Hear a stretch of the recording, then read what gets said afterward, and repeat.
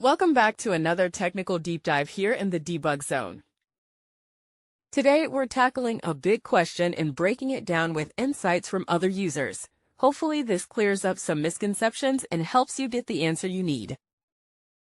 So buckle up, stay a little curious, and let's jump right in.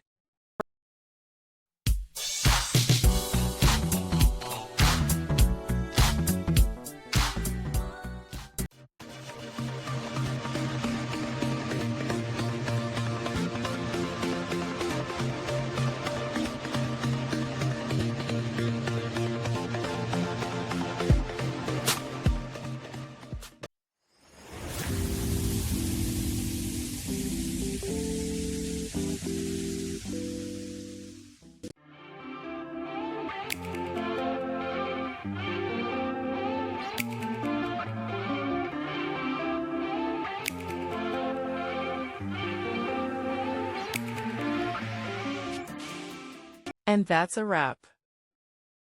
I hope you found the answer you were looking for. If you did, take a second to hit that subscribe button. It really helps out. And let me know in the comments which solution worked best for you. See you next time in the debug zone.